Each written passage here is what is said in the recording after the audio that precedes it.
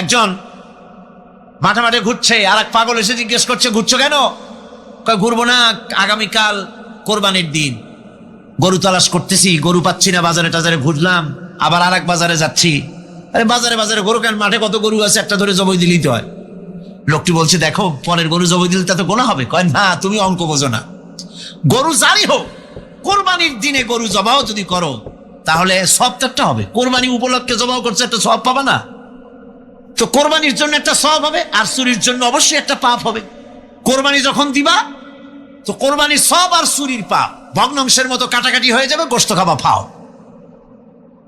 তো মানুষের অবস্থা তো তাই হয়েছে। মানুষের অবস্থা হয়েছে শবে বরাতে সারা রাত জাগবো, কান্দাকাটি করবো, ফাও ফাও গুনাহ মাফ হয়ে যাবে, আর গোশত রুটি তো আসি, যদ্দূর পারলাম খাইলাম।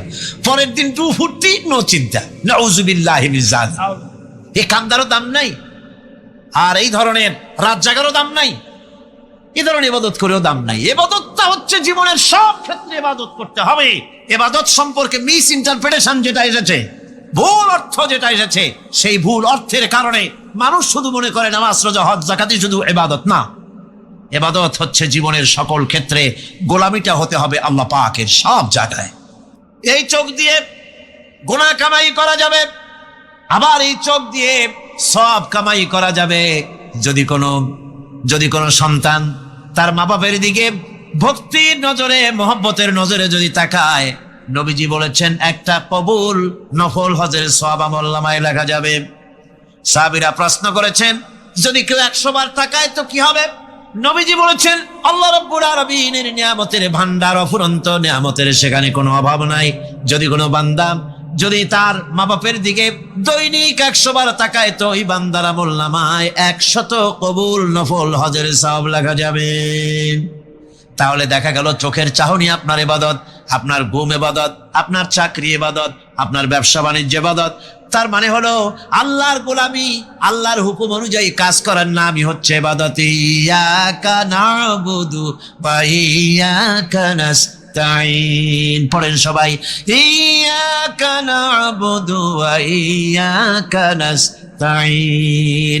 আল্লাহ তাআলা একমাত্র তোমার গোলামি করি, তোমারই আনুগত্য করি, তুমি ছাড়া কারো গোলামি করি না, তুমি ছাড়া কারো গোলামি করি না।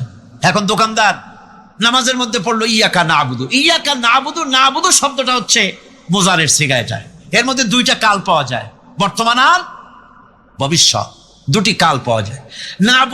নাবুদু এই শব্দ দিয়ে বোঝানো হচ্ছে কি, আল্লাহ পাক এই নামাজের ভিতরে যেমন তোমার হুকুম পালন করে নামাজ আদায় করছি, যেমন নামাজের ভিতরে কিছু খাওয়া যায় না, বাইরে খাওয়া জায়েজ ছিল, নামাজ পড়ছি বলে খানাটা আমার জন্য হারাম হয়ে গেছে। কথা বলা জায়েজ ছিল, নামাজের ভিতরে কথা বলা হারাম করে দিলাম। ইদিবুদিক তাকানো জায়েজ ছিল, নামাজের ভিতরে ইদিবুদিক তাকানো বন্ধ করে দিলাম। তার মানে আমার জন্য চিরস্থায়ী, সব সময়ের জন্য আমার জন্য হালাল করে দেওয়া জিনিসগুলি এই নামাজের ভিতরে অল্প সময়ের জন্য হারাম করে প্রমাণ করে দিলাম। মাবুদ গো, এই নামাজের পরে চিরস্থায়ী হারামগুলো এইভাবে আমার জন্য হারাম করে নেব। ইয়াকা নাবুদু, নামাজটা পড়ছি যেভাবে করে, নামাজের বাইরের জীবন চালাবো সেইভাবে করে। সেজদা দিলেই তো সওয়াব হয়। সেজদা দিলে কি হয়? সওয়াব হয়। যদি কেউ 5-6টা সেজদা দিয়ে দেয় এক রাকাতের মধ্যে তো কি হবে? যদি কেউ নামাজ পড়লে তো সওয়াব হয়। ফজরের নামাজ যদি 4 রাকাত পড়ে তো কি হবে? মাগরিবের নামাজ যদি 2 রাকাত পড়ে অথবা 4 রাকাত পড়ে তো কি হবে? ইচ্ছে করে যদি এভাবে করে, ভুল করবে নয়, ইচ্ছে করে যদি করে, তাহলে আল্লাহর আইনের সঙ্গে বিরোধিতা করছে বলে সে বিদ্রোহী হিসাবে প্রমাণিত হবে। ইবাদত করতে হবে জীবনের সব ক্ষেত্রে। নামাজের ভিতরে বললাম ইয়াকা নাবুদু, দোকানদার, এ লোকটা কি দোকানদার, ঘি বিক্রি করবে, ঘি আনছে দোকান, তারপরে নামাজ পড়তে দাঁড়িয়েছে।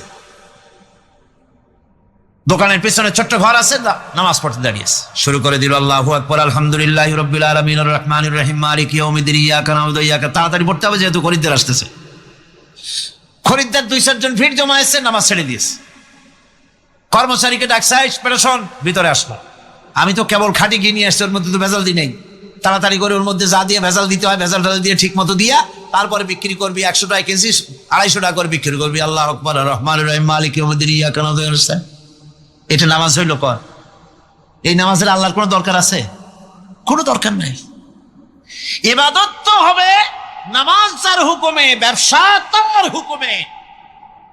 নামাজে সেজদা দিব যার হুকুমে, রোজা রাখবো তার হুকুমে, নামাজ পড়বো যার হুকুমে, অর্থনীতি চালাবো তার হুকুমে, নামাজ পড়বো যার হুকুমে, আমার দেশের কলকারখানা চলবে, নামাজ পড়বে যার হুকুমে, পার্লামেন্ট চলবে তার হুকুমে, নামাজ পড়বো যার হুকুমে, রাজনীতি চলবে তার হুকুমে। এর উল্টা পাল্টা যদি হয় মুসলমান মানতে পারে কখনই। সুতরাং মুসলমানকে আনুগত্যের মস্তককে অবনত করে দিতে হবে আল্লাহ পাকের সামনে। আল্লাহর সঙ্গে আর বান্দার সঙ্গে হক আছে, বান্দার উপরে আল্লাহর হক এবং আল্লাহর উপরে বান্দার হক কি, এ ব্যাপারে একটি হাদিস আপনাদেরকে শোনানো যায়। হাদিসটি হচ্ছে ওয়ান মুআজ বিন জাবাল রাদিয়াল্লাহু তাআলা আনহু قال كنت رديف النبي صلى الله عليه وسلم على حمار فقال لي يا معاذ أتدري ما حق الله على العباد وما حق العباد على الله। হযরত মুআজ বিন জাবাল রাদিয়াল্লাহু তাআলা আনহু বলেন যে আমি রাসূল করিম সাল্লাল্লাহু আলাইহি ওয়াসাল্লামের পেছনে তার গাধায় সওয়ার ছিলাম। তিনি আমাকে জিজ্ঞেস করলেন, মুআজ তুমি কি জানো বান্দার উপরে আল্লাহর হক কি এবং আল্লাহর উপরে বান্দার হক কি? তিনি বললেন, আল্লাহু ওয়া রাসূলুহু আ'লামু, আল্লাহ এবং তার রাসূল খুব ভালো করে জানেন। রাসূল কারীম সাল্লাল্লাহু আলাইহি ওয়াসাল্লাম জবাব দিলেন, ক্বালা হাক্কুল্লাহি আলাল ইবাদ আন ইয়াবুদুহু ওয়া লা ইউশরিকু বিহি শাইআ ওয়া হাক্কুল ইবাদি আলাল্লাহ আন লা ইউআযযিবু মান লা ইউশরিক বিহি শাইআ। আল্লাহর নবী বলেন, বান্দার উপরে আল্লাহর উপরে বান্দার হক হতেছে, আল্লাহর উপরে বান্দার হক হতেছে বান্দা আল্লাহ পাকের ইবাদত করবে, আল্লাহর গোলামি করবে, আল্লাহর আনুগত্য করবে, দাসত্ব করবে। সেই আনুগত্য, ইবাদত আর গোলামির ভিতরে কাউকে শরীক স্থাপন করবে না। বান্দার উপরে আল্লাহর হক হতেছে যেই বান্দা আল্লাহ পাকের ইবাদত করবে, গোলামি করবে, আর কোনো শিরক করবে না, কিয়ামতের দিন ওই বান্দা সম্পর্কে আল্লাহর হক হবে বান্দাকে জাহান্নামের আগুন আল্লাহ পাক হারাম করে দিয়ে তার জান্নাত দিয়ে দিবেন। এটাই হলো বান্দার উপর আল্লাহ পাকের হক। সুতরাং ইবাদত হবে সলিড কার জন্য? আল্লাহ পাকের জন্য। জোরে বলেন কার জন্য? একমাত্র, কেবলমাত্র, শুধুমাত্র আল্লাহ পাকের জন্য গোলামি হবে। সেই গোলামির কথাটাই আমরা কোরআনে কারীমের মধ্যে সূরা ফাতিহায় প্রত্যেক দিন প্রতি রাকাতে আমরা পড়ি, ইয়্যাকা না'বুদু ওয়া ইয়্যাকা নাস্তাঈন। আয় আল্লাহ তাআলা, কেবলমাত্র তোমার ইবাদত করি, কেবলমাত্র তোমারই দাসত্ব করি, আর কারো আনুগত্য দাসত্ব করি না। এই গোলামি, এই দাসত্ব আল্লাহ পাক আমাদেরকে করার তৌফিক দান করুন, আমরা বলি আমিন। খুলনা জেলার দাকপ এলাকায় একবার শোনা গেল সেখানে ছাগলে পানি পড়ে দেয়, যে যাবে তার রোগ ভালো হবে। কি শিক্ষিত কি অশিক্ষিত সমানে গিয়ে লাইন দিতে লাগলো। ছাগলের বাড়ি, ছাগলের কাছে পানি ধরে। এখন ছাগলের কাছে কিছু ধরলি তো সে শোকে, শুকতে গেলেই মনে করে যে পড়িয়ে দিছে, দম করে দিছে, আর খাইতেছে। এরপরে ছাগলওয়ালার বাড়ি এক ছাগল দিয়া হাতির মালিক হয়ে গেছে সে, বাড়ি বিল্ডিং টিল্ডিং করে সর্বনাশ। কি আজীব তামাশা, কি আশ্চর্য দেশ। এমন কোন রোগ নাই যে এই সমস্ত পাগল ছাগলের চিকিৎসা ভালো না হবে। এগুলি অ্যাডভার্টাইজ দিয়ে চলছে। আল্লাহ পাক মানুষকে অসুখ দিয়েছেন, অসুখের আবার ওষুধও দিয়েছেন। কারণ আলহামদুলিল্লাহ, লিকুল্লি দাইন দাওয়াও, প্রত্যেকটি রোগের ওষুধ আল্লাহ তৈরি করেছেন। সুবহানাল্লাহি ওয়া বিহামদিহি। যারা তার ইবাদত করে, যারা তাকে স্বীকার করে, আল্লাহ বলে তাকে যারা সেজদা দেয়, আল্লাহ পাক তাদেরকেও দেন। আর যারা আল্লাহকে অস্বীকার করে, আল্লাহ রাব্বুল আলামিনকে মানে না, তার গুণাবলী কি স্বীকার করে না, তার অস্তিত্ব স্বীকার করে না, তারপরেও আল্লাহ রাব্বুল আলামিন কোন নাফরমান বান্দাকেও রহমত থেকে বঞ্চিত করেন না। সে যেই হোক, বেনামাজি হোক, মুরতাদ হোক, নাস্তিক হোক, তারপরে আল্লাহর অনুগ্রহ থেকে সে বঞ্চিত থাকে না। কথা ঠিক কিনা? বরং এটাই আমরা দেখি, নামাজি দিনদার পরেজগার মানুষ তার বরং কম থাকে, সে বরং কম পায়। বাড়ি নাই, ঘর নাই, কলকারখানা নাই, আর নামাজ রোজা করে না, হজ যাকাত করে না, আল্লাহর সাথে বিরোধিতা করে, আল্লাহরে মানেই না, বলে দেয়ার ইজ নো গড, স্রষ্টা বলতে কেউ নাই, এই ড্রিঙ্ক অ্যান্ড বি মেরি, এই হচ্ছে তাদের থিওরি, তাদের দর্শন, তাদের ফিলসফি। 4 পয়সা দিয়েও একজনে বলছে 4 পয়সাও দিবে না। তাহলে বোঝেন এর কোনো মূল্য নাই। একটা মশার ডানার তুল্য মূল্য আল্লাহ পাক এই পৃথিবীর দেন না, যার কারণে অবারিত উন্মুক্ত হস্তে আল্লাহ পাক সমস্ত মানুষের জন্য, প্রাণী জগতের জন্য তিনি করুণা করেছেন সকলকে। এই করুণাময় রহমান আল্লাহ পাক তিনি গুনাহগারদেরকে, যারা আল্লাহ পাকের ফরমাবরদারি করতেছে, তাদেরকে সকলকে আল্লাহ পাক সমানভাবে তার জিনিসগুলিকে তিনি দিয়ে দিচ্ছেন। এটা হচ্ছে রহমান। আর রহিম হচ্ছে, হাদিস শরীফে বলা হয়েছে, আর রহমানুদ দুনিয়া ওয়াল আখিরা, আর রহিম ও রহিমুল আখিরা। মোমেন রহমান তো শুধু আল্লাহ পাক দুনিয়া এবং আখিরাতের জন্য, আর রহিম শুধুমাত্র আখিরাতের জন্য। আবার কোন কোন আয়াতে বলা হয়েছে যে আল্লাহ পাক দুনিয়ার মানুষের জন্য রহিম।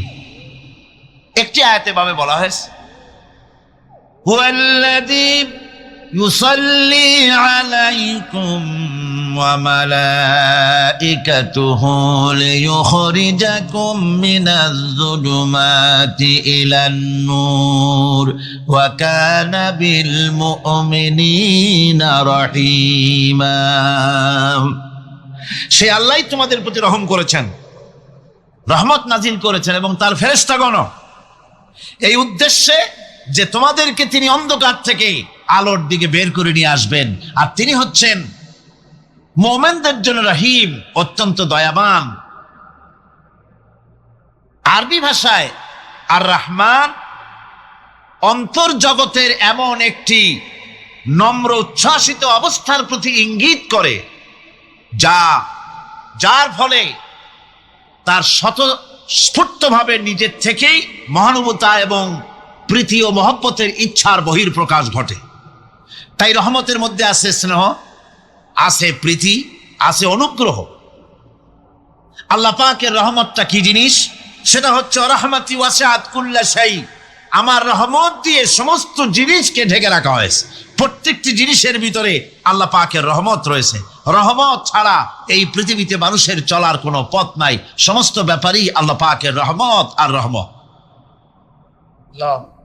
তাবৎ সৃষ্টির দিকে যদি আমরা তাকাই, আল্লাহ পাকের সৃষ্টি জগতের দিকে তাকাই, সেখানে আল্লাহর এই করুণা ছাড়া আর কিছুই দেখা যাবে না।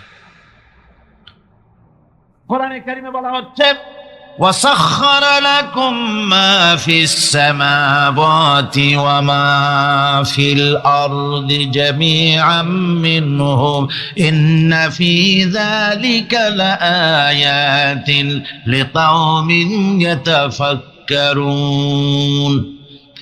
আকাশ ও পৃথিবীতে যা কিছু আছে তা সব কিছুই আল্লাহ রাব্বুল আলামিন মানুষের অনুগত করে দিয়েছেন। যেভাবে পারো সেভাবে তাকে কাজে লাগাও। সমস্ত জিনিসকে আল্লাহ পাক মানুষের অনুগত করে দিয়েছেন, তার খেদমতের জন্য, তার কাজের জন্য তৈরি করেছেন, মানুষের কাজের জন্য। সাখারা শব্দ দিয়ে বোঝানো হয়েছে সকল বস্তুই মানুষের অনুগত, মানুষ যেন তা দিয়ে তার নিজের কাজ সম্পাদন করতে পারে। অন্য আয়াতে বলা হয়েছে, আল্লাহুল্লাযী খালাকাস সামাওয়াতি ওয়াল আরদা ওয়া আনজালা মিনাস সামাই মাআন ফাআখরাজা বিহি মিনাস সামারাতি রিজকান লাকুম ওয়া সাখখারা লাকুমুল ফুলকা লিতাজরি ফিল বাহরি বিআমরিহি ওয়া সাখখারা লাকুমুল আনহার। আল্লাহ রাব্বুল আলামিন তিনি আকাশ সৃষ্টি করেছেন, জমিনকে সৃষ্টি করেছেন, এবং আকাশ থেকে পানি বর্ষণ করেছেন, তা দিয়ে ফসল উৎপাদন করেছেন।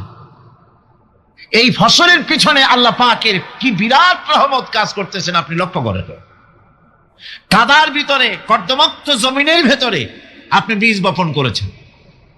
কর্দমাক্ত জমিনের ভেতরে বীজ বপন করে বাড়ি যে আপনি ঘুমিয়ে আছেন, আল্লাহ পাকের রহমত, তার কুদরত, ওই বীজ থেকে পাতা উদ্গত করে দিয়েছেন, শিকড় মাটির ভিতরে চলে গিয়েছে, পাতাগুলি নরম, সবে পাতাগুলি গজিয়েছে, সূর্যের তাপে পাতা মুষড়ে পড়ে গিয়েছে বিকেল বেলায়, সারাদিন সূর্যের প্রখর তাপ লেগেছে।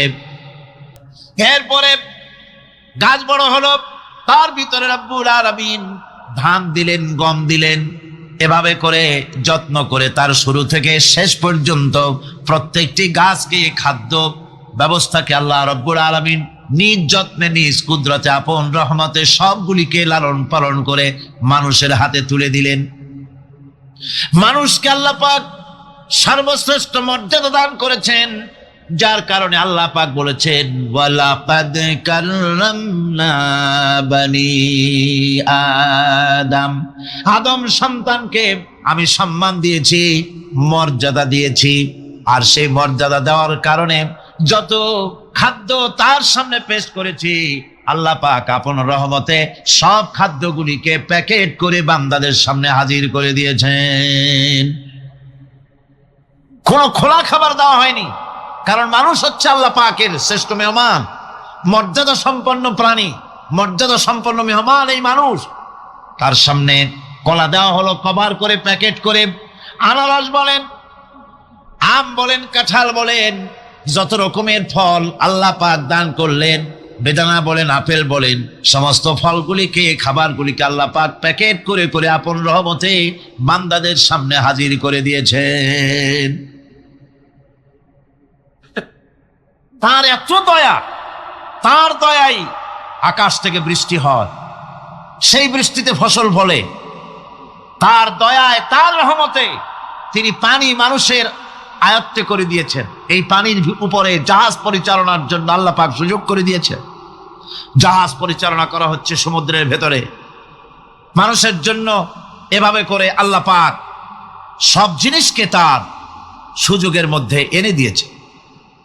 এরপরে আল্লাহ পাক বলছেন ওয়া আতাকুম মিন কুল্লি সালতুমুহু ওয়া ইন তাউদ্দু নি'মাতাল্লাহি লা তুহসুহা ইন্নাল ইনসানা লাযালুমুন কাফফার। আল্লাহ পাক বলেন, তোমাদের প্রতি আল্লাহ পাকের দয়া, তার রহমত, তার করুণা এত বেশি, তোমাদের সকল চাহিদা তিনি পূরণ করেছেন, কোনো চাহিদা বাকি রাখেন নাই। গতকাল বলেছি, রব হচ্ছেন তিনি প্রয়োজন মাফিক চাওয়ার আগে যিনি প্রয়োজন মিটিয়ে দেন, তার নাম হলো রব। আমাদের চাওয়ার আগে আমাদের যা কিছু প্রয়োজন আল্লাহ রাব্বুল আলামিন সব সাপ্লাই করেছেন। যেরকম সুবহানাল্লাহ। ওই আল্লাহ পাক বলেন ওয়াইন তাউদ্দু নি'মাতাল্লাহি লা তুহসুহা। বান্দারে, আমার নিয়ামত যদি গণনা করো, গুনতে গুনে গুনে গুনে আমার নিয়ামতকে গুনে শেষ করতে পারবা না। এত অসংখ্য নিয়ামত ছড়িয়ে ছিটিয়ে রেখেছি বিশ্ব জুড়ে, সর্বত্র সব জায়গায় আমার করুণার ছোঁয়া তোমার চোখের সামনে পড়বে। الذي جعل لكم الأرض مهدا وجعل لكم فيها سبلا لعلكم تهتدون। আল্লাহ পাক যিনি জমিনকে, এই পৃথিবীকে তোমাদের জন্য বিছানার মতো বিছায় দিয়েছেন, আর বিচরণের জন্য সমতল পথ তৈরি করে দিয়েছেন। এই পৃথিবীটা তোমার জন্য কি সুন্দর করে আল্লাহ পাক একটা গালিচার মতো করে বিছায় দিয়েছেন, সবুজ ঘাস তাতে রয়েছে। এই পৃথিবীর মাটি আল্লাহ পাক মানুষের জন্য কি সুন্দর ঘাটিতে পরিণত করে দিয়েছেন। এই মাটির আল্লাহ রহমতটা দেখুন, একদিকে মাটি নরম, আবার এমন নরম নয় যে 10 তলা 20 তলা 50 তলা বিল্ডিং করলে পরে এর ভারের চোটে ভিতরে ঢুকে যাবে, এরকম নরম নয়। যেখানে যতটুকুন প্রয়োজন ফসল ফলাবার জন্য বৃষ্টি দিয়ে মাটি নরম করে ফসল ফলাবার ব্যবস্থা করা হয়। আবার বিল্ডিং তৈরি করার জন্য মাটি যেমন শক্ত হওয়া দরকার, তেমন শক্ত আল্লাহ পাক করে দিয়েছেন। এখন তো 130, 35, 40 তলা পর্যন্ত, তারও বেশি তলা বিল্ডিং তৈরি হচ্ছে। আমি 135 পর্যন্ত উঠেছি আমেরিকায়, 135 তলা বিল্ডিং। এটা উঠতে 39 সেকেন্ড লাগে মাত্র। এখন এদের লিফটটা কি পাওয়ারফুল চিন্তা করেন, সা করে একটা শব্দ হয়, আর আপনি দেখছেন যে 135 তলার ছাদের উপর উঠে গেছে। নিচের দিকে তাকাইলে মানুষগুলো ছাগলের ছাওয়ার মতো এতটুকু এতটুকু দেখা যায়, গাড়িগুলো পিঁপড়ার মতো দেখা যায়। এই মাটি, এই পৃথিবী আমাদের জন্য বিশাল এক নিয়ামত আল্লাহ পাক করে দিয়েছেন, ফসল ফলাবার জন্য, চলাফেরার জন্য। আবার এই মাটি যেন আপনাকে নিয়ে নড়াচড়া করতে না পারে। মাঝে মাঝে ভূমিকম্প হয় না পৃথিবীতে? ভূমিকম্প জোন যেগুলি আছে সেগুলি হচ্ছে Japan, China, turkey, Iran, America, এরকম বিভিন্ন দেশে ভূমিকম্পের জোন, এগুলি ভূমিকম্প এলাকা। আমাদের এসব দেশে ভূমিকম্প কম হয়, তবে ইদানিং একটু একটু শুরু হয়েছে। আল্লাহ যেন এই ভূমিকম্পের গজব থেকে আমাদেরকে বাঁচান। এত আস্তে আমিন বললেন কেন? কি মারাত্মক ভূমিকম্প, কি মারাত্মক ভূমিকম্পের অনুভূতি আমার নাই। সামান্য একদিন একটু টের পাইছিলাম রাতে ঘুমের মধ্যে, আর কোনোদিন আল্লাহ যেন টের না পাওয়ান। কিন্তু ভূমিকম্প আমি চোখে দেখেছি, ভূমিকম্প আমি চোখে দেখেছি। গত 2 বছর আগে আমেরিকা যখন আমাকে প্রোগ্রাম দিল, তখন ওয়াশিংটনে মহাশূন্য গবেষণাগারের একটা অডিটোরিয়াম আছে, সেই অডিটোরিয়ামে আমাকে নেওয়া হলো দেখাবার জন্য। অন্তত 5000 লোক বসতে পারে সেখানে, বিরাট স্ক্রিন। সেই স্ক্রিনে ভূমিকম্পের ছবি দেখানো হবে। মাত্র 1 বছর আগে লস অ্যাঞ্জেলেসে ভূমিকম্প হয়েছিল, সেই ভূমিকম্প দেখানো হবে। এটা পাওয়ারফুল ক্যামেরা দিয়ে স্যাটেলাইট থেকে এই ছবিগুলি তোলা হয়েছে। ভূমিকম্প যখন ওঠে, যখন ভূমিকম্প শুরু হয়, তখনকার ছবি আমি দেখতে লাগলাম। ভূমিকম্প শুরু হয়েছে, নদীর ভিতরে, সমুদ্রের ভিতরে যেভাবে এরকম ঢেউ হয়, মাটির ভিতরে এরকম ঢেউ হচ্ছে। সমস্ত গাছপালা শুয়ে পড়তেছে, 4 তলা, 5 তলা, 6 তলা রাস্তা সেদেশে। এক একটা রাস্তা ডিমের মামলেটের মতো জড়িয়ে পেঁচিয়ে যাচ্ছে। আমি আল্লাহু আকবার বলে চিৎকার দিয়ে উঠেছি। আমি কোথায় বসে আছি সে খেয়াল আমার ছিল না, আমি আল্লাহু আকবার বলে চিৎকার দিয়ে উঠেছি। মাটির মধ্যে ঢেউ হচ্ছে, বাড়িঘর ভেঙে চুরমার হয়ে যাচ্ছে। গাড়িগুলি রাস্তার ফাঁকে ফাঁকে, শত সহস্র গাড়ি চ্যাপ্টা হয়ে ভর্তা হয়ে যাচ্ছে। আল্লাহ পাক কি প্রচন্ড ক্ষমতার মালিক! তিনি রহমত করে এ জমিনকে সুন্দর স্থিতি স্থাপক, একটা স্থিতিশীলতা করে দিয়েছেন। এই পৃথিবী যেন আমাদের নিয়ে নড়াচড়া করতে না পারে, সেজন্য আল্লাহ পাক পাহাড় সৃষ্টি করেছেন। চট্টগ্রামে পাহাড় আছে না? রাঙামাটি, খাগড়াছড়ি, বান্দরবান পাহাড় আছে না? আছে।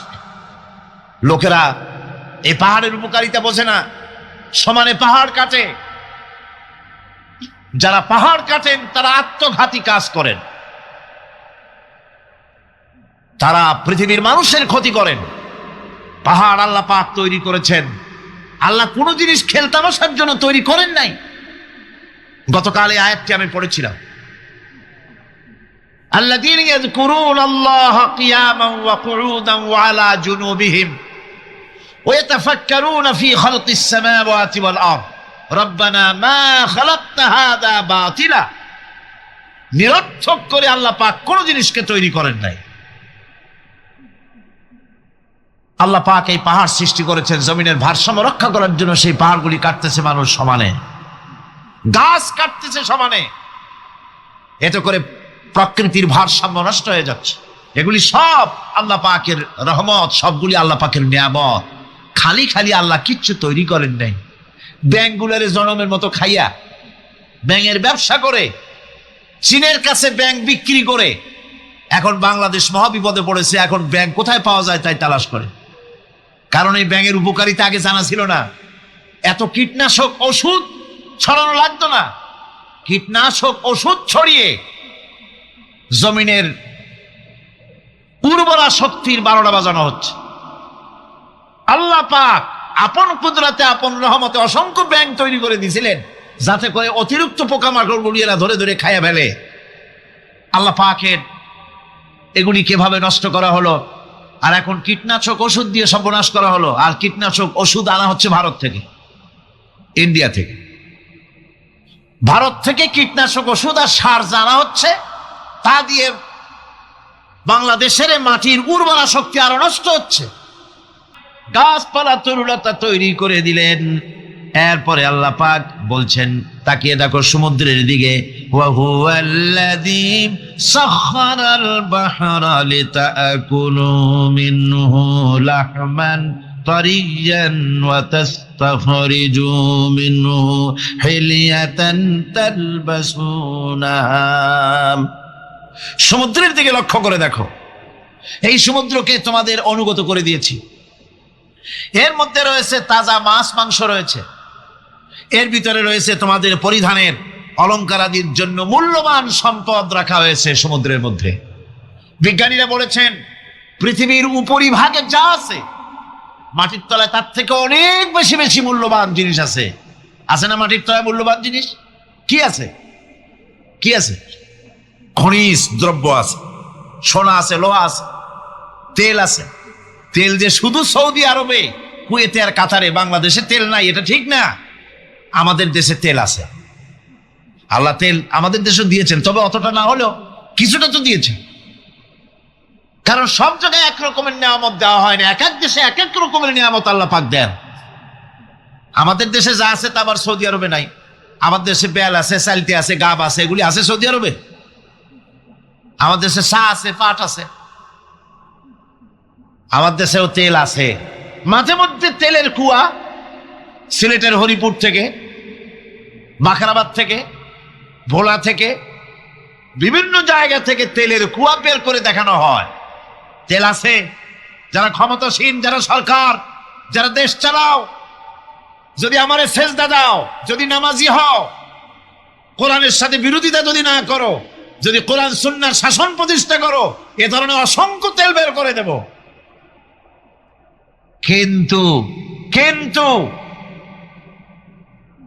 বারবার উমরা করে, হাতে তসবিহ ধারণ করে, মাথায় পট্টি বেঁধে যদি ইসলামের সাথে নাফরমানি করা হয়, তোমাদের তেল আল্লাহ পাক বের করে ছাড়বেন। আল্লাহ পাক বাহানা পছন্দ করেন না। এই জমিনে ফসল আছে, অসংখ্য ফসল আল্লাহ পাক দিয়েছেন, অসংখ্য খনিজ পদার্থ আল্লাহ পাক দান করেছেন। সেই খনিজ পদার্থগুলি আল্লাহ পাক, খনিজ দ্রব্যগুলি আল্লাহ পাক দিবেন মোমেনদের হাতে। কাদের হাতে দিবেন? আল্লাহ পাক বলেছেন, ওয়ালাউ আন্না আহলাল কুরা আমানু ওয়াত্তাকাউ লাফাতাহনা আলাইহিম বারাকাতিম মিনাস সামাই ওয়াল আরদ। দেশের লোকেরা, জনপদের লোকেরা যদি আমার উপর ঈমান আনে আর আমার কি ভয় করার নীতি যদি অবলম্বন করে চলে, তাহলে ওই দেশের মানুষের জন্য আকাশ আর জমিনের সব বরকতের দরজা আমি আল্লাহ খুলে দেব। নিয়ামতের অভাব নাই, যথেষ্ট নিয়ামত আল্লাহ পাকের আছে। তাহলে বললাম, এই পৃথিবীর উপরিভাগে যত নিয়ামত আছে, পৃথিবীর ভেতরে এর থেকে কম নাই। কত ভিতরে? এই ভিতরে যাওয়ার জন্য একবার একটা চেষ্টা হলো। আমেরিকার ওকলাহামা সিটি, এটি একটি স্টেট। এই স্টেটের পাশে একটা জায়গা বেছে নেওয়া হলো, যে পৃথিবী, তাদের ধারণা ছিল যে মাটি খুঁড়তে খুঁড়তে এর পৃথিবীর অপর পৃষ্ঠে যাওয়ার জন্য একটা আন্ডারগ্রাউন্ড রাস্তা করা যায় নাকি। ছোটবেলায় পড়ছিলাম ভূগোলে একটা বইতে, যে কেউ যদি আমাদের দেশ থেকে, এখান থেকে মাটি খোঁড়া আরম্ভ করে, তাহলে মাটি খুঁড়তে খুঁড়তে একদিন না একদিন আমেরিকায় পৌঁছে যাবে। কোনো ভিসা টিসা লাগবে না, VD7, DB7, 97 লাগবে না, এমনি যাইতে পারবে। মানুষেরা চেষ্টা করলো মাটি খোঁড়া। মাটি খুঁড়তে খুঁড়তে পৃথিবীতে এটাই ছিল প্রথম এই দুঃসাহসিক পরিকল্পনা। ৬,০০০ ফিট পর্যন্ত মাটি খনন করার পর কোন কুল কিনারা করতে না পেরে তারা এই দুঃসাহসিক পরিকল্পনা ছেড়ে দিন। কিন্তু গবেষণার শেষ হয়নি। যারা গবেষণা করেছেন তারা গবেষণালব্ধ, তাদের অভিজ্ঞতা তারা লিখেছেন যে পৃথিবীর অন্তত ১৮০ মাইল গভীর পর্যন্ত তাদের একটা আইডিয়া হয়েছে যে পৃথিবীর মাটির নিচে অসংখ্য খনিজ দ্রব্য রয়েছে, অসংখ্য নিয়ামত এই পৃথিবীর মাটির ভিতরে আল্লাহ পাক লুকায় রেখেছেন। ওর তলায় কি আছে বিজ্ঞানীদের মাথায় এখনো ঢোকে নাই। একমাত্র আল্লাহ ছাড়া সবাই কি ভুলে যায়? আমি দেখেছি সমুদ্রের দরিয়ার ভিতরে ঢেউ যখন শুরু হয়, অমুসলিমরা পর্যন্ত তাদের ভাষায় স্রষ্টাকে যা বলে সে নাম ভুলে গিয়ে সকলের মুখ থেকে বেরোয় আল্লাহ আল্লাহ আল্লাহ, আল্লাহ বাঁচাও।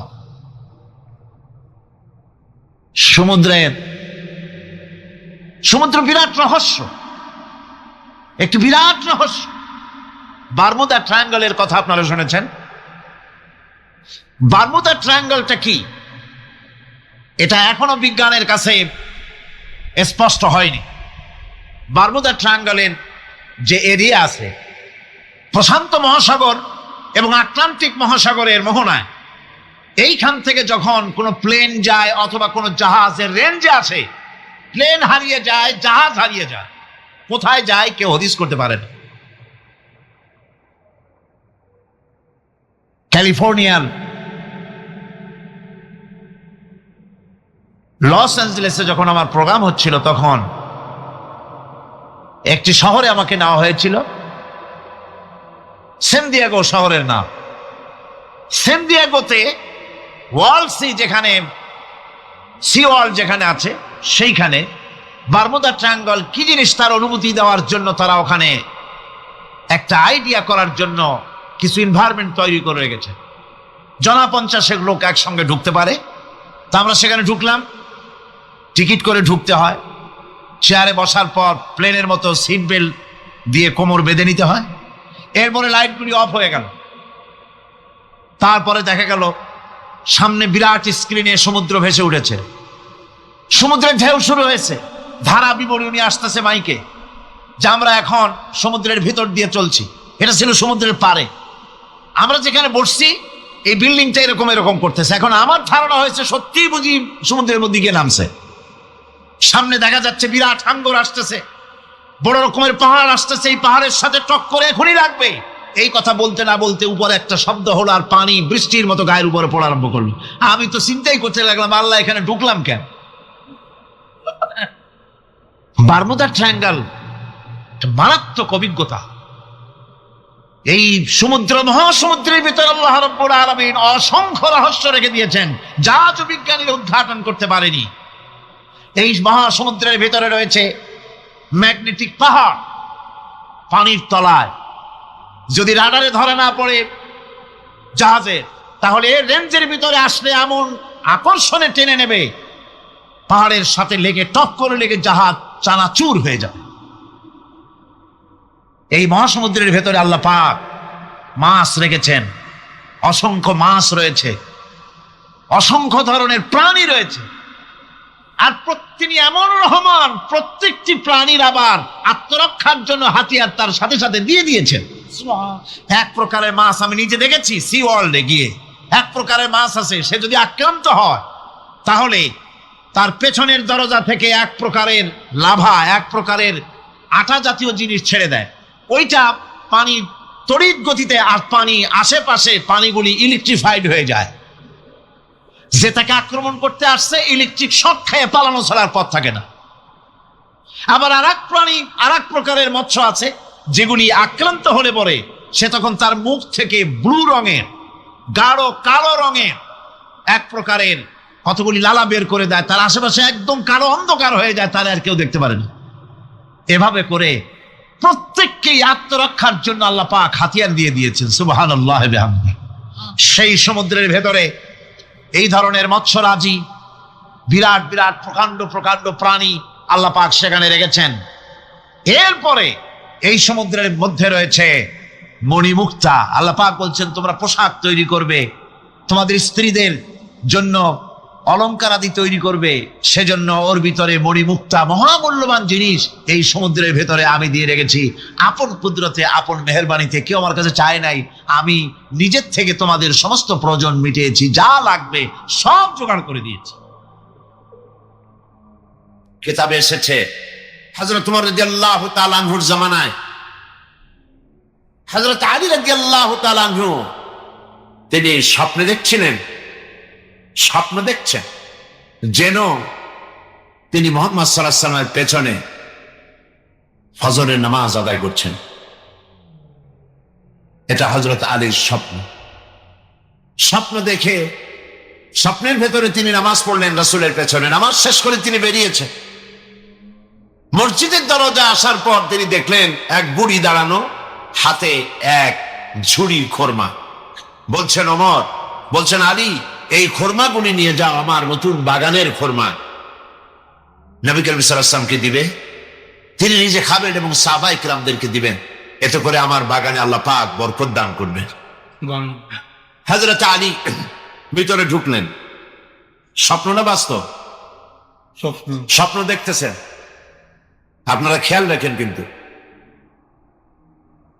নবী করিম সাল্লাল্লাহু আলাইহি ওয়াসাল্লামের কাছে গিয়ে হযরত আলী পাত্রটি দিলেন আর ওই মহিলার কথা শোনালেন। নবীজি পাত্র থেকে একটি খোরমা হাতে তুলে হযরত আলীর মুখে দিয়ে দিলেন। হযরত আলী খোরমাটা চিবুচ্ছিলেন। ঠিক এমন সময় ফজরের আজান হয়ে গেল। ফজরের আজান হযরত আলীর কানে এসেছে, ঘুম ভেঙে গেল। কিন্তু রাসূলের হাতের দেওয়া খোরমার স্বাদ তখনও তার মুখের মধ্যে ছিল। তিনি উযু করলেন, ফজরের নামাজ পড়ার জন্য মসজিদে নববীতে পৌঁছে গেলেন। ইমামতি করতে দেখছেন কাকে?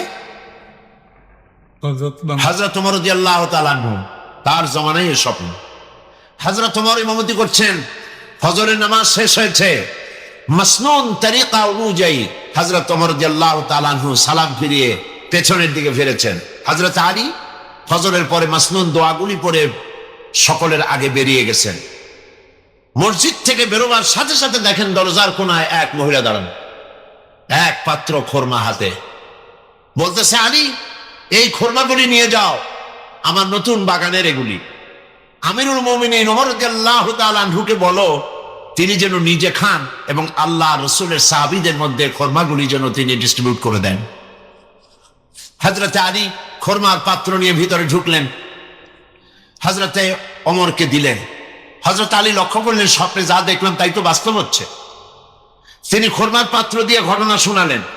হযরত ওমর খোরমার পাত্র থেকে একটি খোরমা তুলে হযরত আলীর মুখের মধ্যে দিয়ে দিলেন। হযরত আলী খোরমা খেয়ে বলছেন, ওমর, জিদনি তামরাতান উখরা, আমাকে আরেকটা খোরমা দাও, খেতে খুব মজা লাগছে। যা আছে এখানে খোরমা সবাইকে দিলেও আরো উদ্বৃত্ত থাকবে, দাও না আমাকে আরেকটা। হযরত ওমর বলছেন, ইয়া আলী, লাউ আন্না রাসূলুল্লাহ সাল্লাল্লাহু আলাইহি ওয়াসাল্লাম যাদাক লাজিদনা। হে আলী, নবী করিম সাল্লাল্লাহু আলাইহি ওয়াসাল্লাম স্বপ্নের মধ্যে তোমাকে যদি একটার বেশি দিতেন, আমিও তোমাকে একটার বেশি দিতাম। সুবহানাল্লাহ। হযরত আলী রাদিয়াল্লাহু তাআলা আনহু অবাক হয়ে গেল। কি আশ্চর্য কথা, স্বপ্ন দেখলাম আমি, আর তিনি কি করে বুঝলেন? তিনি প্রশ্ন করলেন, ইয়া ওমর, আহিয়া রুইয়া রাইতাহা আমি তালাত আমিয়া রুইয়া রাইতাহা তালাত আলাই। হে ওমর, এটা কি তুমি স্বপ্ন দেখেছো না গায়েব থেকে তোমাকে তেলা করা হয়েছে, গায়েব থেকে তোমাকে জানানো হয়েছে? বিষয়টা কি? তুমি কি আপনি জানলে যে আজকে রাত্রে আমি এই ধরনের স্বপ্ন দেখেছি? হযরতে ওমর তিনি বললেন, আলী, ওয়াল্লাহি মা হিয়া রুইয়া ওয়ালা গায়েব, এটা স্বপ্ন নয়, এটা গায়েব নয়। ওয়ালাকিন্নাল মুমিনা ইযা আখলাসা কলবাহু ইয়ারা বিনুরিল্লাহ। ওয়ালাকিন্নাল মুমিনা ইযা আখলাসা কলবাহু, আসল কথা হচ্ছে আমি স্বপ্নও দেখি নাই, আমি গায়েবও জানি না, গায়েব থেকেও জানানো হয় নাই। মূল কথা হলো একটি মানুষ যখন আল্লাহর গোলাম, আল্লাহর বান্দা, যখন তার ব্যক্তি, তার চরিত্র, তার নৈতিকতা সকল দিক থেকে সে আল্লাহর জন্য হয়ে যায়, তখন আল্লাহর সাহায্যেই সে দেখতে পায়। বিসমিল্লাহির রহমানির রহিম। বিতাড়িত মরদুদ শয়তানের ওয়াসওয়াসা থেকে পানাহ চাই পরম করুণাময় আল্লাহ রাব্বুল ইজ্জতুল জালাল, তার নামে শুরু করছি। আল্লাহ পাক বলছেন, وعلى الله قصد السبيل ومنها جائر ولو شاء لهداكم أجمعين। সূরা আন-নাহল। আল্লাহ পাক বলছেন, وعلى الله قصد السبيل, আর আল্লাহর জন্য হক হচ্ছে এটা যে তিনি মানুষের জন্য সহজ রাস্তা বলে দেবেন। ওয়ামিনহা জায়রুন, যেখানে আছে অসংখ্য বাঁকা পথ। ওয়ালাউ শাআ লাহাদাকুম আজমাইন, আর আল্লাহ যদি ইচ্ছে করতেন তাহলে একযোগে সকলকেই হেদায়েত দিয়ে দিতেন। এ হলো আয়াতে কারিমের শাব্দিক তরজমা। সূরা আন-নাহল প্রথম রুকু, প্রথম রুকুর শেষ আয়াত। ওয়া আলাল্লাহি কাসদুস সাবিল, সোজা রাস্তা বলে দেওয়ার দায়িত্ব আমি আল্লাহর। সুবহানাল্লাহ বলে। কাদের জন্য এই সোজা রাস্তা? মানুষের জন্য, মানুষের জন্য সোজা রাস্তা বলে দেওয়ার দায়িত্ব আমার। এই মুফাসসিরিনে কেরাম বলেছেন, মুফাসসিরিনে কেরাম তারা লিখেছেন যে এই আয়াত দিয়ে আল্লাহ পাক নবুয়তের দিকে ইঙ্গিত করেছেন।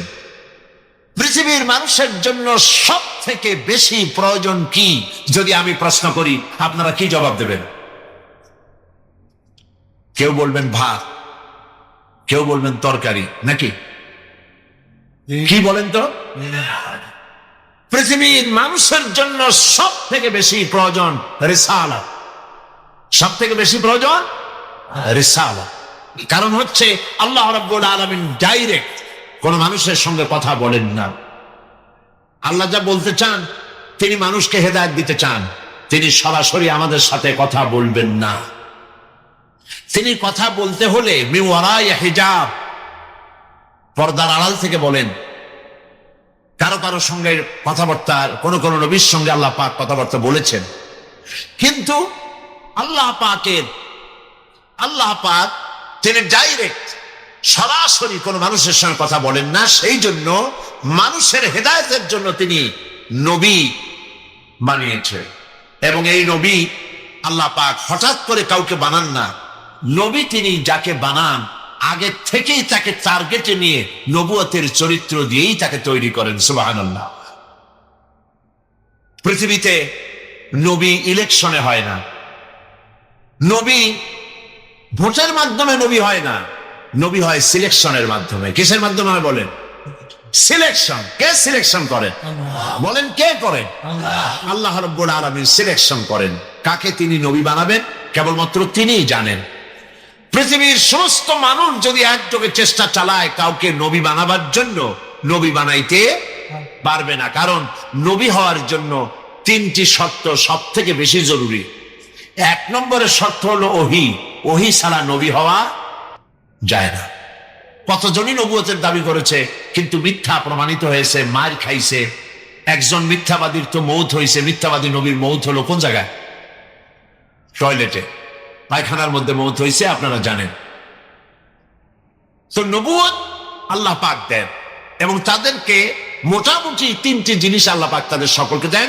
একটা হলো ওহী, আর একটা হলো মুজিজা, আর একটা হলো উন্নত মানের চরিত্র। এই তিনটি জিনিস মোটামুটি সকল নবীদেরকে দেওয়া হয়। ওহী ছাড়া নবী হওয়া যায় না।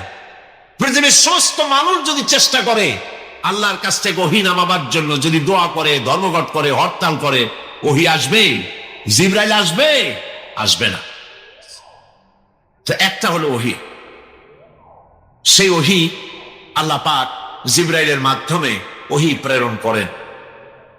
2 নম্বরে মুজিজা। মুজিজা কম বেশি সব নবীদেরকে দেওয়া হয়।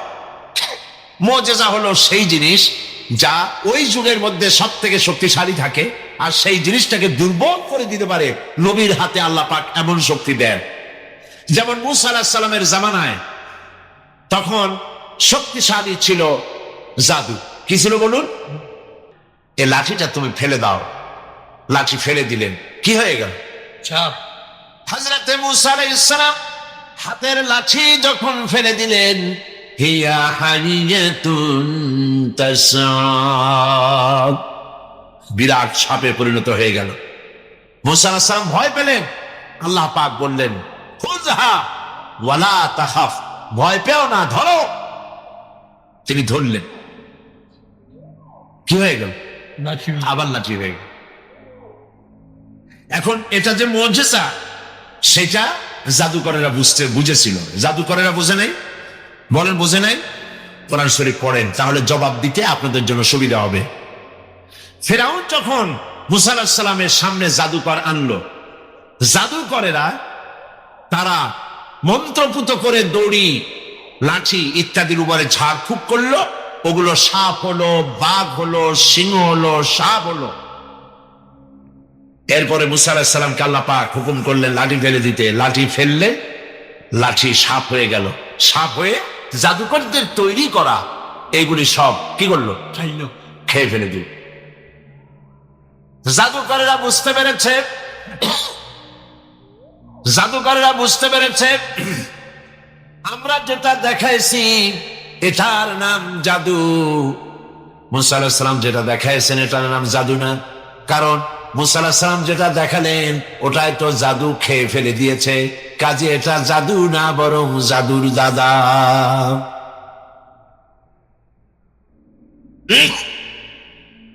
আর কেউ না বুঝলেও জাদুকরেরা বুঝেছে এটা মুজিজা, এবং তারাই মানে নিয়েছে। আছে না কোরআন শরীফে? সেই ঘটনা আমি শোনাবো না। আমি বলতেছি সমস্ত নবীদেরকে আল্লাহ পাক 3টা জিনিস দেন। একটা হলো ওহী, আর একটা হলো মুজিজা। দাউদ আলাইহিস সালামের সময় মুজিজা ছিল, তিনি লোহা দিয়ে অস্ত্র নির্মাণ করতেন। লোহা আগুনে পোড়ানো লাগতো না, লোহা ধরে চাপ দিতেন, পানির মতো গলে হাত দিয়ে পড়ে যেত। দাউদ আলাইহিস সালামের আরেকটি মুজিজা ছিল তার গলার শিরিন আওয়াজ। তিনি যখন জাব্বুর শরীফ তেলাওয়াত করতেন, উড়ন্ত পাখিগুলি ওড়া বন্ধ করে দাউদ আলাইহিস সালামের চতুর্দিকে বসে বসে আল্লাহর কালাম শুনতো। হযরত ঈসা আলাইহিস সালামের মুজিজা ছিল তিনি জন্মদিন চোখের উপরে হাত বুলাই দিতেন, চোখ দুটো ভালো হয়ে যেত। কুষ্ঠ ব্যাধিগ্রস্ত লোকের গায়ে হাত বুলাতেন, ব্যাধি ভালো হয়ে যেত। মূসা আলাইহিস সালাম ইন্তেকাল করলেন, মুজিজা ওখানে শেষ হয়ে গেল। তার উম্মতেরা ওই লাঠি দিয়ে আর কোনো সাপ বানাতে পারে নাই। সুলাইমান আলাইহিস সালামের মুজিজা ছিল সকালবেলায় সিংহাসনে বসতেন বিনা ইঞ্জিনে। এই সিংহাসনটাকে 1 মাসের পথ উড়ায় নিয়ে যেত, সন্ধ্যাবেলায় আর 1 মাসের পথ অতিক্রম করায় দিত। সুলাইমান আলাইহিস সালাম ইন্তেকাল করলেন, তার সিংহাসন উম্মতেরা 1 সেকেন্ডের জন্য আর উড়াইতে পারে নাই। দাউদ আলাইহিস সালাম ইন্তেকাল করলেন, তার উম্মতেরা লোহাকে চেপে আর পানি বানাইতে পারে নাই। ঈসা আলাইহিস সালামকে আল্লাহ রাব্বুল আলামিন উঠায় নিলেন 4র্থ আসমানে। তার উম্মতের দাবিদার পৃথিবীর শত শত কোটি খ্রিস্টানেরা চোখে হাত বুলাইয়া কোনো অন্ধর চোখ ফিরাইয়া দিতে পারে নাই। কুষ্ঠ ব্যাধিগ্রস্ত ব্যক্তির গায়ে হাত বুলাইয়া কুষ্ঠ ভালো বানাইতে পারে নাই। আল্লাহ রাব্বুল আলামিন অন্যান্য নবীদের মতো বিশ্বনবী মুহাম্মদ রাসূলুল্লাহ সাল্লাল্লাহু আলাইহি ওয়াসাল্লামকে মুজিজা দিলেন। কোন কোন কিতাবে লিখেছে আল্লাহ নবীর জীবনে মুজিজা যা ঘটেছে তা 3000-এরও বেশি হবে। এত মুজিজার ভিতরে সর্বশ্রেষ্ঠ মুজিজা হলো কোরআন শরীফ। নবীজি ইন্তেকাল করে গেছেন, কিন্তু মুজিজা নিশ্চল হয় নাই, নিষ্ক্রিয় হয়ে যায় নাই। মুজিজা সক্রিয় আছে। অন্যান্য নবীর উম্মতেরা, নবীরা ইন্তেকাল করেছেন, মুজিজার কার্যকারিতা বন্ধ হয়ে গেছে, কিন্তু আল্লাহ নবী মুহাম্মদ রাসূলুল্লাহ সাল্লাল্লাহু আলাইহি ওয়াসাল্লাম ইন্তেকাল করেছেন। তার জীবনের শ্রেষ্ঠ মুজিজা কোরআন শরীফ কিয়ামত পর্যন্ত উম্মতেরা ব্যবহার করতে পারবে। শুধু কোরআন শরীফ শুনে, তাফসীর শুনে, নিজের মা বাপের ধর্ম পরিত্যাগ করে ঘোষণা করে লা ইলাহা ইল্লাল্লাহু মুহাম্মাদুর রাসূলুল্লাহ, সুবহানাল্লাহ। শুধু কোরআন শুনছে আর মুসলমান হচ্ছে। এবারেও চট্টগ্রাম তাফসীর মাহফিল গত শুক্রবারে শেষ হলো। 5 দিনে 30 জন হিন্দু বৌদ্ধ মুসলমান হয়েছে। আলহামদুলিল্লাহ বলো। এটা হচ্ছে কোরআন শরীফ, আল্লাহ নবীর জীবন্ত মুজিজা। এক একজনকে এক এক রকম সম্মান দান করেছেন। আপনারা আমার নবী জনাবে মুহাম্মদ রাসূলুল্লাহ সাল্লাল্লাহু আলাইহি ওয়াসাল্লামকে আল্লাহ পাক বিশ্ব নবী বানায়া সম্মানিত করেছেন। নবীজি বলেন, আল্লাহ পাক বলেন, নবী বলেন, বলিয়া আইয়ুহান নাসু ইন্নী রাসূলুল্লাহি ইলাইকুম জামিআ। হে নবী, আপনি বলুন, হে বিশ্বের মানব মণ্ডলী, আল্লাহ পাক আমাকে তোমাদের সকলের জন্য নবী করে পাঠিয়েছেন। সুবহানাল্লাহ। সমস্ত নবীদেরকে ওহী দিয়েছেন আল্লাহ পাক, সে ওহী আনার জন্য যেতে বলা হয়েছে। ঈসা আলাইহিস সালামকে বলা হয়েছে অমুক জায়গায় যাও ওহী আনার জন্য। মুসা আলাইহিস সালামকে বলা হয়েছে ওহী আনার জন্য অমুক জায়গায় যাও। এক এক জায়গায় যাও, ওহী আনো গিয়া। ওহী তোমার কাছে আসবে না, তুমি যাও ওহী আনার জন্য। এখানে ব্যতিক্রম বিশ্বনবী মুহাম্মদ রাসূলুল্লাহ সাল্লাল্লাহু আলাইহি ওয়াসাল্লাম যেখানে আল্লাহর ওহী, সেইখানে নবীজি নামাজের মধ্যে আছেন, ওহীর প্রয়োজন হয়েছে, নামাজের ভিতরে ওহী নাজিল হয়ে গেছে। নবীজি যখন কাবা শরীফ থেকে, মক্কা থেকে মদিনায় হিজরত করলেন, নামাজ পড়তেছেন বাইতুল মুকাদ্দাসের দিকে কিবলা করে নামাজ পড়তেছেন। মন চায় আল্লাহ যদি দয়া করে মক্কার দিকে ফিরে নামাজ পড়তে বলতেন, সেজন্য তিনি হাত উঁচু করেন না, আল্লাহর কাছে মোনাজাত করেন না, মুখ দিয়েও বলেন না, শুধু মনে মনে এই ধারণা, আল্লাহ যদি ওহী নাজিল করে দিতেন, কাবার দিকে ফিরে নামাজ পড়তাম, মক্কার দিকে ফিরা। জোহরের নামাজ পড়তেছিলেন, 2 রাকাত নামাজ পড়া হয়ে গেছে, তাশাহুদ পড়তেছিলেন। এমন সময় আল্লাহ রাব্বুল আলামিন হযরত জিবরাইলকে নামাজের মধ্যে অবতীর্ণ করে দিলেন, ওহী নাজিল হয়ে গেল। قد نرى تقلب وجهك في السماء। নবী হে, আমি লক্ষ্য করেছি বারবার আপনি আমার আকাশের দিকে তাকাচ্ছেন। আপনার মন চায় বাইতুল্লাহর দিকে, কাবার দিকে ফিরে নামাজ পড়বেন, মক্কার দিকে। আপনার দিলের আরজু পুরো হয়েছে, আপনি এখন কাবার শরীফ মক্কার দিকে ফিরে নামাজ পড়ুন। নবী নামাজের মধ্যে ওহী সেখানে। নবী হযরত আয়েশা রাদিয়াল্লাহু তাআলা আনহার ঘরে আরাম ফরমাচ্ছেন, ওহী সেখানে। নবীজি যুদ্ধের ময়দানে উটের পৃষ্ঠে সওয়ার আছেন, ওহীর প্রয়োজন হয়েছে, যুদ্ধের ময়দানে ওহী নাজিল হয়ে গেছে।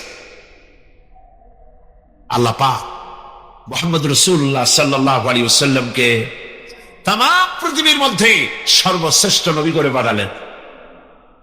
এই নবুয়ত ছিল পৃথিবীর মানুষের জন্য সব থেকে বেশি জরুরি। এর থেকে বেশি জরুরি আর কিছু না। 1 নম্বরের জরুরত হচ্ছে মানুষের জন্য রিসালাত। কারণ হচ্ছে এই, আমরা পৃথিবীতে এসেছি, আবার ফিরে যেতে হবে। ঠিক কিনা? সত্য কিনা? না, এখানে এসেছি, আর যাওয়া লাগবে না, এইখানেই জন্মেছি, এই মাটির সাথে মিশে যাব, আমাদের কার আল্লাহর দরবারে আমার কিয়ামতে আর ওঠা লাগবে না। বিষয়টি কি এমন? আমরা মানুষকে যখন কবরে রাখি কি বলি?